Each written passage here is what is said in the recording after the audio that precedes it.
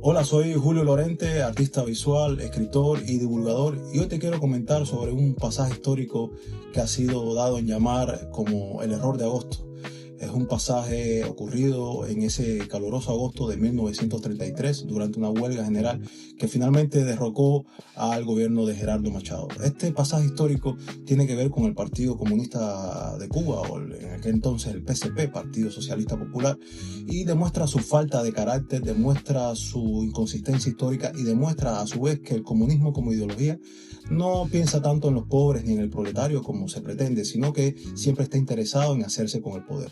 Este pasaje es fundamental para entender cómo el comunismo en la historia de Cuba se hace un nodo articulador de la política que vendrá y que tendrá su desenlace fatal posterior a 1959. Aquí, en esta excelente investigación que por supuesto le sugiero a todo aquel que le guste leer y conocer de estos temas, el Soy Caribeño de César Rinal Aguilera, en esta versión definitiva que está disponible en Amazon, que acaba de salir. Es un excelente libro, pero bueno, en esta edición sobre todo, que está acotada por el autor y está completada como investigación. Pero como repito, quiero centrarme en este pequeño pasaje para explicar algunas coordenadas históricas y sacar conclusiones válidas para analizar. Sin más, comenzamos.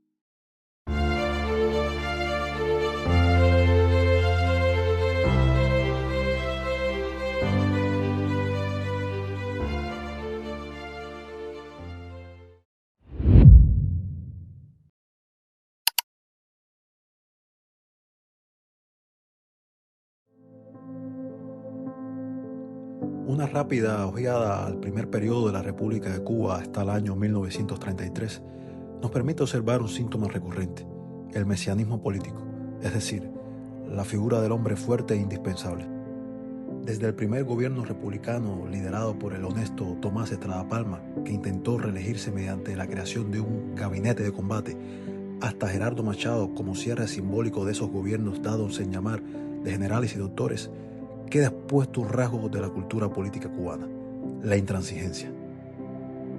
Si el primer periodo del gobierno de Gerardo Machado, de 1925 a 1927, destaca por el equilibrio de un gobierno de rasgos autoritarios que, mediante la fórmula política de la oposición cooperativa presentada por Fernández Vega del Partido Conservador, no sin reclamos del Partido Liberal, permitió a Machado un balance entre autoritarismo y efectiva administración pública, con un desarrollo infraestructural en la que destaca el icónico Capitolio como símbolo republicano. Pues su segundo periodo presidencial, que va de 1929 a 1933, es todo lo contrario, pues la deriva autoritaria del gobierno de Gerardo Machado pasa a ser dictadura, mediante la reforma constitucional de 1928. Ya Machado, como sujeto que se autopercibe indispensable, no solo aspira a la reelección, sino que pretende extender su segundo periodo de 4 a 6 años. Y esto, por supuesto, desató el definitivo conflicto político. De modo que la dictadura machadista y su estado de excepción emergen de sus propias contradicciones, como una reacción que hacen prevalecer los males que históricamente habían sido arrastrados por una cultura que no tiene una propensión hacia el civismo, una cultura enclaustrada, una cultura del autoritarismo como forma de ejercer el orden político y social. Este régimen machadista también enfrenta un nuevo escenario político, uno que se traduce en un nacionalismo hibridizado a partir de las tendencias progresistas de la época. Las dinámicas de la geopolítica colocan al comunismo soviético, que pugna por su internacionalización a partir de la creación en 1919 de la Tercera Internacional, y el protagonismo de Estados Unidos, que ya advierte cierta disputa regional de su influencia geopolítica. De modo que la oposición surgida de esta emergencia histórica es igual de violenta. El terrorismo citadino aparece como un arma de lucha, influenciado por todos estos movimientos de izquierdas radicales que al final del siglo XIX hicieron de este medio violento un recurso político. Incluso organizaciones autoproclamadas de derechas como el ABC comparten estas características de inevitable influencia izquierdista y radical. La ideología comunista y su influencia e intervención en la historia de Cuba ha tenido un camino sinuoso y progresivo. Desde aquel contacto inicial con Marcelo Salinas, un anarquista cubano, del cual surge el Comité Ejecutivo Provisional de la Sección Comunista de Cuba en 1919, hasta su formalización en 1925 como el Partido Socialista Popular, en la que la figura del polaco Fabio Grobar actúa como un núcleo articulador en relación directa con el Comité de Moscú. Se puede decir que el comunismo-socialismo fue una ideología articulante de la historia que se empieza a construir de 1933 en adelante. Camaradas, convocamos a huelgas y manifestaciones. El clímax político que llevó a la caída del gobierno de Gerardo Machado ocurre el 12 de agosto de 1933. Pero todo comenzó cuando el 1 de agosto el Partido Socialista Popular convocó a huelgas y manifestaciones mediante la Confederación Nacional Obrera Cubana, de la que ejercía un control subrepticio. Esta huelga creció como bola de nieve y se hizo nacional. Huelgas de distintos sectores se alinearon y el 7 de agosto la violenta organización política ABC, mediante una transmisión radial, anunció que Machado había renunciado, cosa que no era cierta, y cuando una multitud de personas se dirigieron al Palacio Presidencial para celebrar la noticia, fueron recibidos por fuego de ametralladora.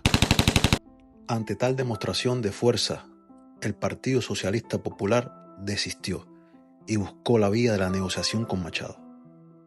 A pesar de ser Jorge Vivó de Escoto el secretario general del Partido Socialista Popular, era el poeta Rubén Martínez Villenas, quien ha sido presentado modélicamente siempre por la historiografía oficial como un comunista heroico, quien dirigió la estrategia ladina de la negociación, porque, según él, era mejor un Machado débil que un nuevo gobierno de la oposición burgués latifundista colocado por la marinería yanqui. Rubén Martínez Villenas, el célebre comunista y a espaldas negociador, autor de la célebre frase que define a Machado como el asno con garras, ahora optaba por una pacificación ambivalente sobre sus propios ideales revolucionarios. El Partido Socialista Popular pactó con Machado, pero ya era tarde. La clase obrera se negó y siguió adelante con los disturbios. Machado huiría del país, dejando pruebas documentadas en su papelería de Palacio Presidencial sobre esta traición comunista a la clase obrera que el propio Partido Socialista Popular decía representar.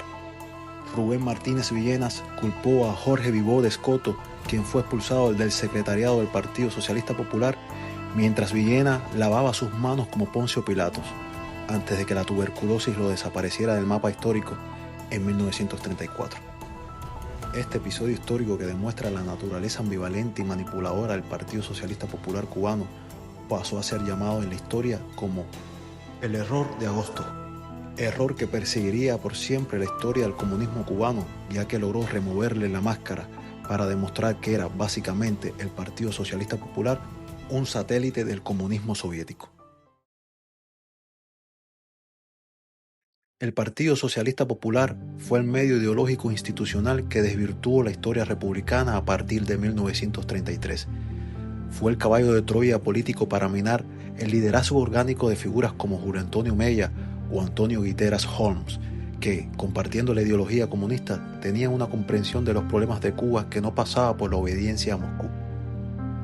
Promovió la violencia, creó organizaciones terroristas como el Frente Rojo, liderado por Ramón Nicolau, que a su vez llevó el comunismo al campo cubano, instaurando soviets en los centrales azucareros y creando un primer ensayo de las guerrillas campesinas en las montañas orientales con el Ejército Libertador Cubano a partir de 1935.